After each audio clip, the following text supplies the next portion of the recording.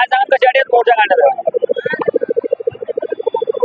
महाराष्ट्रातील सर्व प्राथमिक शिक्षक संघटनांनी 14 सप्टेंबरला पुणे येथे बैठक घेऊन प्राथमिक शिक्षकांच्या आणि प्राथमिक शिक्षणाच्या विरोधात असलेले 15 मार्च आणि 5 सप्टेंबर 2024 चे शासन निर्णय, या शासन निर्णयांमध्ये पूर्णवेळ शिक्षकाची नियुक्ती न करता कंत्राटी शिक्षक भरती करण्याचा निर्णय शासनाने घेतलाय।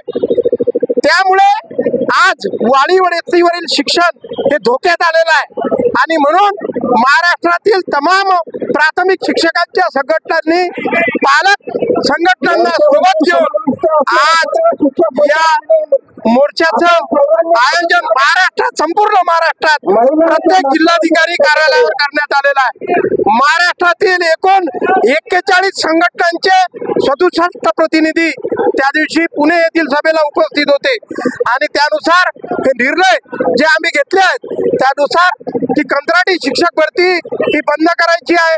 त्यानंतर प्राथमिक शिक्षकांमध्ये पदवीधर शिक्षक विषय संवर्ग आहे, त्या विषय संवर्गाला पूर्ण वेतन दिला जात नाही, म्हणून त्यांना पदवीधर शिक्षकांची वेतन श्रेणी ही देण्यात यावी।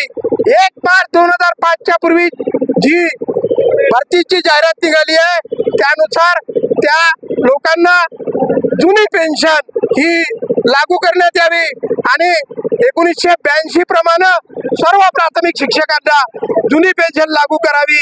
10-20-30चा आकृतीबंध जो आहे तो महाराष्ट्रातील सर्व कर्मचाऱ्यांना लागू केलेला आहे, फक्त शिक्षकांना 10-20-30चा आकृतीबंध लागू केलेला नाही, म्हणून 10-20-30चा आकृतीबंध प्राथमिक शिक्षकांना लागू करावा। वेळोवेळी शासन जे परिपत्रक काढत आहे आणि त्यानुसार ऑनलाईन कामाचा भडीमार होतो आहे, त्यामुळे शिक्षकांना शिकवण्यासाठी वेळ कमी मिळत आहे आणि म्हणून त्याला शिकू द्या आणि विद्यार्थ्यांना शिकू द्या, हे सुद्धा शिक्षक संघटनांची महत्वाची मागणी आहे। मी किरण पाटील, राज्य उपाध्यक्ष आहे एका संघटनेचा आणि या समन्वय समितीचा इच्छा समन्वयक आहे।